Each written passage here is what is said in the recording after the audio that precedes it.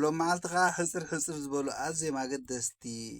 ኩነታት ወይ ከዓ ፍጻሜታት ክንርኢና ማለት እዮም። ስለዚ እምበር ብሽወደን ምስ ጅምር ሽወደን ኣብዚ ዝሓለፈ ዓመታት ብፍላይ ኣብዚ 2024-5 ሃገራ ብስደተኛ ኣዕለቕሊቑ ወይ ከዓ ዓዲ ደቂ ሃገር ተጓንዮም ደቂ ስደተኛታት ወይ ከዓ ወፃእተኛታት ብሒቶማ ብምባል ሽወደን ንሓደ ስደተኛ ዓዱ ክምለስ ዝደለየ 33,000 ሂባ ከም ተፋኑ ኣፍሊጣላ ማለት እዮም። እምበኣር ከም ንሪኦ ዘለና ኣብ ኤውሮጳ ነውፂ ናይ ስደተኛታት ከምኡ እውን ኣብ ኣሜሪካ ብዝኸፍአ ደረጃ ይቕፅል ኣሎ። ኣብዚ እዋን እዚ ግን ቀንዲ ኣብ ዓዲ እንግሊዝ ወይ ከዓ ኣብ ዓባይ ብሪጣንያ እቲ ፅልኢ ወይ ከዓ ስደተኛታት ካብ ዓገርና ይውፅኡ ዝብል ብዝበኣሰ ኩነታት ይቕፅል ኣሎ ማለት እዩ። ከምኡ እውን ኣብ ዓዲ እንግሊዝ ምስ ንርኢ ዝሓለፈ ሰሙን ሪኢና ነርና ኣብ ዓዲ እንግሊዝ ኣብዚ እዋን እዚ ብዝኸፍአ ደረጃ ወይ ከዓ ፅልኢ ስደተኛታት ኣብ ልዕሊ ወፃእተኛታት ዝካየድ ዘሎ ደቂ ሃገር ተጓንዮም እዮም ዝብል ኣብ ዓዲ እንግሊዝ ካብቲ ዘገርም 4 ሚልዮን ኣዕራብ ኣለዉ። ኣብቲ ፀብፃብ ናይቲ ዓዲ ዝተወስደ ነቲኦም 65 ወይ ከዓ 65 ሚልዮን ከዓ ካብ ዓባይ ከተማ ስጋብ ንእሽተይ ገጠር የመሓድርዎም ኣለዎም ማለት እዩ። ስለዚ እምበኣር እዚ ንሪኦ ዘለና ቶሚ ሮብሰን ዝበሃል ኣብቲ ትውልዲ ዓዱ 150 ዝኸውን ንግዳም ሓደር ገዛ 300 ዝኸውን ከዓ ንግዝያዊ መፅንሒ ነቲኦም ግዳም ሓደር ወይ ከዓ ገዛ ዘይብሎም እንግሊዛውያን ብሪጣናውያን ሰሪሑሎ ማለት እዩ። በዚ 5 ሚልዮን ዶላር ደውፅኦ እዚ ዝገበሮ ፋንድ 150 መደቀሲ ወይ ከዓ ንግዳም ሓደር ብሪጣናውያን 300 ከዓ መፅንሒ ወይ ከዓ ናይ ህፁፅ ረድኤት ገዛ ኣዳሊ ወይ ከዓ ሰሪሑሎም ኣሎ ማለት እዩ። ከምዚ ንሪኦ ዘለና እምበኣር እዚ ኣብዚ ግዳም ሓደር ኣብ ዝተፈላለየ ከተማታት ናይ ብሪጣንያ ኣብ ከምዚ እቲ ዓዱ ማለት እዩ ሉተን ትበሃል ዓዱ ኣብዚ ቴንዳ ይድቅሱ ማለት እዮም እቲኦም ግዳም ሓደር ነሱ ከዓ ነዚ ንሪኦ ዘለና ገዛ ወይ ከዓ ህንፃ ብ5 ሚልዮን ዶላር 300 ናይ ህፁፅ ረድኤት 150 ከዓ መደቀሲ ገዛ ሰሪሑሎም ኣሎ ማለት እዩ። እዚ ከምዚ ኢሉ እንከሎ ከዓ ብሪጣናውያን ብፍላይ ኩሎም ኤውሮጳውያን ከዓ ድሕሪ ካልኣይ ኩናት ዓለም ሃይማኖት ገዲፎሞ ወይ ከዓ ረሲዖሞ ዝነበሩ ቤት ናቶም ቤተ መቅደስ ይኹን ቤተክርስትያን ናይ ዲስኮ ገይሮሞ ዝነበሩ ኣብዚ እዋን እዚ ንክትኣምኖ ደሸግር ወይ ከዓ ደፀግም ብሪጣናውያን ክርስትና ንሕና ክርስትያናውያንና እንዳበሉ መስቀል ሒዞም ኣብ ኣደባባይ ንክወፁ ፅልኢ ናይ ወፃእተኛታት ወይ ከዓ ዓድና ኩሉ ብመስጊድ ተቐይሩ ብምባል ንክትርእዮ ደሰንብት ፍፃመ ይካየድ ኣሎ ማለት እዮም። እምበኣር ከምዚ ንሪኦ ዘለና ኣብ ብሪጣንያ ኣብዚ እዋን እዚ ዝኾነ ዜና እንተኸታቲልካ ብሪጣናውያን ልዕሊ ዝኾነ ነገር ተላዒሎም ኣለዉ ማለት እዮም። ኣብ ኣይሪሽ እውን ምንቅጥቃጥ ኣሎ። ከቢድ ነውፂ ናይ ሰላማዊ ሰልፊ ብናይ ነዳዲ ምኽባር ጀመረ ሃገር እውን ዜጋታት ወይ ከዓ ደቂ ኣይሪሽ ኣብ ጎደና እንዳደቀሱ ተደርቢዮም መንግስቲ ከዓ ንወፃእተኛታት ወይ ከዓ ስደተኛታት ኣብ ሆቴል የደቅስ ኣሎ ብምባል ማለት እዩ። ስለዚ እምበኣር ኣብ ኣይሪሽ ኣብ ዝሓለፈ ዓመት ወፂኡ ዘሎ ዳታ ማለት እዩ 20,800 ኣብ ሆቴል ዝድቅሱ ነበሩ ንክወፁ ወይ ከዓ ደው ንከብሎ መንግስቲ ናይ ኣይሪሽ ኣብ መስርሕ ኣሎ ማለት እዩ። እምበኣር ከምዚ ንሪኦ ዘለና ኣብ ዓባይ ብሪጣንያ ኣብዚ እዋን እዚ ኣዝዩ ነውፂ ይካየድ ኣሎ። ዓባይ ብሪጣንያ ካብ ኤውሮጳዊ ሕብረት ምስ ወፀት መንግስታት ኣብ ዓመት ድዩ ትሕቲ ዓመት ከይመልኡ ንክትልውጥ ወይ ከዓ ፕራይም ሚኒስተራት ሓደ ክትካዕ ሓደ ክእለ ኣብ ነውፂ ኣላ ማለት እዩ። እምበኣርካ ካብ ጉዳይ ስደተኛታት ወፂና ኣብ ካልእ ኣዝዩ ፍሉይ ወይ ከዓ ንክትኣምኖ ዘፀግም ንኣሜሪካ ብፍላይ ዝነበራ ናይ ዝተፈላለየ ትካላት ናይ ቴክኖሎጂ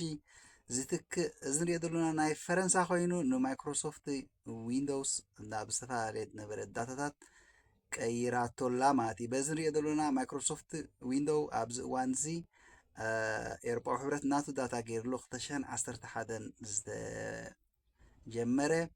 ሕጂ ማርች 2026 ኣብ መስርሕ ዝወፀ ሓድሽ ዳታ ገይሩሎ ማይክሮሶፍት ዊንዶው ዝተፈላለየ ኣብ ኮምፒተር ወይ ከዓ ኣብ ቴሌፎናት ዝነበረ ብናቱ ተኪእዎሎ ማለት እዩ። ስለዚ እምበኣር ከምዚ ንሪኦ ዘለና ዊንዶውስ በዚ ሎክስ ዝብል ተተኪኡሎ ማለት እዩ። ኣብ ክልቲኡ ኣብ ኣንድሮይድ ይኹን ወላ ኣብ ኣይኦኤስ ወይ ከዓ ናይ ኣፕል ዘሎ ዝተፈላለየ ስማርት ቴሌፎን ይኹን ወይ ኮምፒተር እምበኣር ከምዚ ንሪኦ ዘለና ማይክሮሶፍት ዊንዶው በዚ ንሪኦ ዘለና ናይ ፈረንሳ ወይ ከዓ እዚ ኣርማ እዚ ዘለዎ እዚ ከምዚ ንሪኦ ዘለና ባንዴራ ፈረንሳን እዚ ኣርማ ዘለዎ ጭሩን ብሉክስ ተቐይሩሎ ካልእ እዚ ከምዚ ኢሉ እንከሎ ኤሮጳዊ ሕብረት ኣብዚኣ ሕኛ ዘለና ወርሒ ንኣከፋፍላ ንቪዛን ማስተር ካርድን ናይ ኣሜሪካ ትካላት እዮም ብምልኦም እዚኦም ናይ ክፍሊት ኣብ ባንኪ መሰጋገሪ ድዮም ኣብ ናይ ዝተፈላለዩ ኣብ ዓለም ማሕበራዊ ኦንላይን ይኹን ወላ ብኣካል ከይድካ ብባንኪ መስርሕ ክፍሊት ኤሮጳዊ ሕብረት ከዓ ንቪዛ ንማስተር ካርድን ካንስል ገይሩ በዚ ዘሎ ፐይ ባንክ ትብል ቀይርዎ ወይ ከዓ ተኪእዎ ኣሎ ማለት እዩ እምበኣር ከ ኣብ መንጎ ኣሜሪካን ኣብ መንጎ ኤሮጳዊ ሕብረት እንተሎ ጋብ እንዳገደደ ይኸይድ ኣሎ ብፍላይ ኣብዚ ናይ ትራምፕ መሪሕነት ግን እዚ 2011 እንተጀመረ እዚ ናይ ዳታ ወይ ከዓ መቀየሪ ናይ ዊንዶውስ 2026 ኣብዚ እዋን እዚ ኣብ መጠረሽታ መዕለቢ በፂሑ ኣሎ ማለት እዮም ከምዚ ንሪኦ ዘለና ኤሮጳዊ ሕብረትን ኣሜሪካን ካብ ደቃርቦም ደረሓቆም እንዳበዝሐ ይኸይድ ኣሎ ካብ ደቃርቦም እውን ደረሓቆም እዩ ትበዝሕ እቲ ቀንዲ ናይ ኣሜሪካ ሓይሊ ወይ ከዓ ዳታ ንዓለም ተቋፅራተሉ ከዓ ዶላር ወይ ከዓ ገንዘብ ማለት እዩ ኣብ ዓለም ሙሉእ ዝኾነ ገንዘብ ብዶላር ስለዝትመን ብዶላር ከዓ ተታሒዙ ዝሰደሎ ማለት እዩ እምበኣር ከምዚኦ ዘለና ቪዛን ማስተር ካርድን ኣብ ኤሮጳ ካንሰል ኮይኖም ኣለዉ ኣብዚ ክንሪኦ ፀሓና ናይ ፈረንሳ ዳታ ማይክሮሶፍት ዊንዶው መተክእ ከዓ ድሕሪ 8 ወርሒ ወይ ከዓ ኣብ 2027 2.7 ሚልዮን ናይ ሲቪል ሰርቪስ ኣብ ፍራንስ በዚ ሓድሽ ተሰሪሑ ዘሎ ወይ ከዓ ተማሂዙ ዘሎ ናይ ኣሜሪካ ዊንዶውስ ቀይሮም ብኡ ክትካእ እዩ ማለት እዩ እምበኣር ከ እዚ ንሪኦ ዘለና ሊበር ኦፊስ ትብል ብምሉኦም ዊንዶው ይኹን ማይክሮሶፍት ኦፊስ ናይ ኣሜሪካ ትካላት እዮም እዚ ከዓ እዚ ሊበር ኦፊስ ከዓ ናይ ኤሮጳዊ ሕብረት እዩ 2011 ተመስሪቱ ማርቺ 2026 ከዓ እዚኣ ሒዝናያ ዘለና ዓመት ኣብ መፈፀምታ በፂሑ ኣሎ ማለት እዮም ስለዚ እምበኣር ናይ ቀደም ናይ ኣሜሪካ ዝነበረ ዳታታት ናይ ዝተፈላለየ ናይ ኮምፒተር መትሓዚ ማይክሮሶፍት ይኹን ዊንዶው ይኹን ተቐይሩ ወይ ከዓ ኤሮጳዊ ሕብረት ናቱ ፍታሕ ሓናዲዩ ኣሎ ማለት እዩ እዚ ከምዚ ኢሉ እንከሎ ኤስያውያን ኣፍሪቃውያን ወይ ከዓ ሚድል ኢስቲ እንታይ ዓይነት ንኤሮጳዊ ድዮም ክጥቀሙ ወላ ናይ ኣሜሪካ ዝተፈልጠ ነገር የለን ማለት እዩ እምበኣር ከምዚ ንሪኦ ዘለና ኣብ መንጎ ኣሜሪካን ኤሮጳዊ ሕብረትን ዝነበረ ውረት ደይብ መዕለቢ ረኺቡሎ ወይ ከዓ ናይ ኣሜሪካ መግቲኡ ተገይሩሎ ክንብል ንኽእል እምበኣር ከምዚ ንሪኦ ዘለና እዚ ናይ ኣሜሪካ ዳታታት ኤክስ ኮይኑ ዘሎ በዚ ሌበር ኦፊስ 2011 ተጀሚሩ ማርቺ 2026 መዕለቢ ዝረኸበ ተተኪኡሎ ማለት እዩ ናይ ባንኪ ፔይመንት ከዓ ወይ ከዓ ክፍሊት ማስተር ካርድን ቪዛን ካንስል ገይራ እዚ ብናታ መስርሕ ገይራላ ኤሮጳዊ ሕብረት ማለት እዩ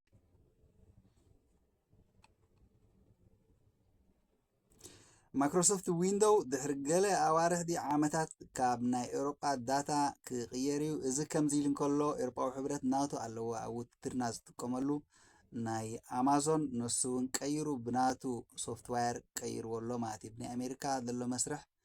ኣብ ኤሮጳ ዳረጋ እንዳተቐየረ ይኸይድ ኣሎ ማለት እዩ ኤሮጳን ኣሜሪካን ከዓ ዘለዎም ጋብ እንዳገፍሐ ወይ ከዓ እንዳባእሰ ይኸይድ ኣሎ ክንብል ንኽእል ማለት እዩ እምበኣር ከም ንሪኦ ዘለና እዚ AWS ወይ ከዓ ናይ ኣማዞን ኣብ ውትድርና ኔቶ ኹን ወላ ኤሮጳዊ ሕብረት ነዚኦም ናይ ሓባር ጥቀሙ ነይሮም እዚ ከዓ ናይ ኣሜሪካ ትካል እዩ ኣብዚ እዋን እዚ ከዓ በዚ OVCH ድብል CHLOD ተተኪኡሎ ማለት እዮም ኤሮጳዊ ሕብረት ናቱ ኣለዎ ኣሜሪካ ከዓ ናቶም ኣለዎ ማለት እዮም እዚ ናይ ኣሜሪካ ዝነበረ ዳታታት ካቢ ናይ ኤሮጳ መስርሕ ኩሉ ዳርጋ ወፂኡሎ ክበሃል ከኣል ኣብዚ እዋን እዚ ከዓ ተተኪኡ ብናይ ኣሜሪካ ዳታ ትንቀሳቐስ የለን ክንብል ንኽእል ማለት እዮም ከምዚ ንሪኦ ዘለና ኣብ መንጎ ዶላርን ኢሮን ዘሎ ጋብ ኢሮ ኣብ ትሕቲ ዶላር እዩ ዝኾነ ገንዘብ ብዶላር እዩ ስለ ዝምዘን ወይ ከዓ ዋጋታት መግዝኢ ናይ ዶላር ጣይ ስለ ዝኾነ ኣብ ዓለምና ከም ንሪኦ ዘለና እዚ ዲቫይስ እዚ በዚ ሓድሽ ተተኪኡ ዘሎ እዚ ናይ ኤሮጳዊ ሕብረት ማለት እዩ ኤሮጳዊ ሕብረት ናቱ መስርሕ ሓናድዩ ኣሎ ኤሮጳውያን ኣፍሪቃውያን ሚድል ኢስትን ከዓ ወይ ከዓ ኤስያውያን ናይ ኣሜሪካ ድዮም ዝጥቀሙ ናይ ኤሮጳ ድዮም ዝጥቀሙ ሓቢርና ንሪኦ ንኸውን ማለት እዮም ከምዚ ንሪኦ ዘለና እዚ ሓድሽ ኤሮጳዊ ሕብረት ናይ ኣሜሪካ ናይ ቴክኖሎጂ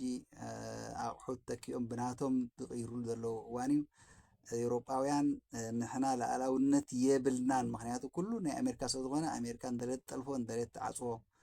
ስለ ዝበሉ እዚ 2011 ዝተማህዘ ውረት ደይብ ሕጂ 2026 ኣብ መዕለቢ ወይ ከዓ ኣብ ናይ መጀመርታ በፂሑሎ ማለት እዩ እምበኣርከ ኣብ ናይ መዛዘሚ ገጽና ምስ ንርኢ ክልተ ኣገዳሲ ሓበሬታ ኣለኒ ግን ኣብ ናይ መጨረሽታ ገጽ እዚ ምስ ንርኢ እዚ ንሪኦ ዘለና ናይ ቶዮታ ካምፓኒ ንግብረ ሰዶም ከወዓውዕ ወይ ከዓ መወዓውዒ ገንዘብ ፋንዲ ወይ ክፍሊት ክኸፍል ፀኒሑ ማለት እዩ ካብዚ ሕጂ ሰዓት ግን ኣብዚ ሕጂና ዘለና ዓመት 2026 ነዚ ፋንዲ ምግባር ወይ ከዓ ምምዋል መወዓውዒ ነዚ ናይ ግብረ ሰዶም ወይ ከዓ ናይ ጥፍኣት ማሕበር ከም ዘይገብር ብወግዒ ኣፍሊጡሎ ማለት እዩ እምበኣር ከም ንሪኦ ዘለና ቶዮታ እዚ መካይን ዝሰርሕ ናይ ጃፓን ትካል ንግብረ ሰዶም ብሕጂ መወዓውዒ ድዩ ወይ ከዓ ንኦም ዝኸውን መጓሳጓሲ ገንዘብ ከም ዘይከፍል ብወግዒ ኣፍሊጡሎ ማለት እዩ ከም ንሪኦ ዘለና እዚ ናይ ቶዮታ ካምፓኒ መካይን ዝሰርሕ ካምፓኒ ማለት እዩ ንመወዓውዒ ናይ ግብረ ሰዶም ገንዘብ ክኸፍል ፀኒሑ ማለት እዩ ኣብ ውሽጢ ዓዲ ይኹን ኣብ ጃፓን ወይ ከዓ ወፃኢ ዘሎ ዝተፈላለየ ማሕበር ኣብዚ ሕጂና ዘለና ዓመት ግን ብወግዒ ከም ደው ከም ደብሎ ኣፍሊጡሎ ማለት እዩ ኣብ መጨረሽታ ምስ ንርኢ ከዓ ኣብ ጀርመን እንታይ ምሂዛ ኣላ ጃኬት ሶላር ዘለዎ ጃኬት ትገዝኦ ማለት እዩ ሞባይል ናትካ ቻርጅ እንዳገበርካ ትኸይድ ኣብ ጀርመን ገዚኣ ኣላ ቴክኖሎጂ በፂሕዎ ዘሎ ንሪኦ ኣለና ማለት እዩ እዚ ጃኬት ዝትገዝኦ ሞባይልካ ከዓ ቻርጅ እንዳገበርካ ኣብ ጃኬትካ ትኸይድ ኣብ ኮፍ ኢልካ መምልኢ ድዩ ወይ ከዓ ግዜ መባኸኒ ዝበሃል የለን ማለት እዩ እምበር ኣብቲ ናይ መጨረሽታ ሓበሬታ ዝበልኩ ከዓ ሩዋንዳ ንዝኾነ ኣፍሪቃዊ ንኩለን ሃገራት ኣፍሪቃ ማለት እዩ ብዘይፈላላይ ቪዛ ናፃ ገይራቶላ ማለት እዩ እዚ ክብል ከለኹ ግን ወይ ከዓ ዝኾነ ሰብ ከስተውዕሉ ዘለዎ ቪዛ ፓስፖርቲ ናይ ኣፍሪቃ ጥራሕ እንተኮይኑ ማለት እዩ ናይ ካልኦት ሃገራት ኮይኑ እቲ ፓስፖርቲ እዚ ቪዛ ይሓትት ማለት እዩ ንኣፍሪቃውያን እንታይ ክበሃል ከሎ ፓስፖርቲ ናይ ኣፍሪቃ ጥራይ ምስ ዝኸውን ማለት እዩ ፓስፖርቲ ናይ ኣፍሪቃ እንተኮይኑ ናፃ ቪዛ ናፃ ብቲ ዓዲ ክትኣቱን ክትወፅእኒ ንኣፍሪቃውያን ገይራቶላ ማለት እዩ እምበር ከሎ መዓልቲ ሕዚ ዝነበርኩ ኣብዚ ወዲእ ኣለኹ ይቐኒ ኣለይ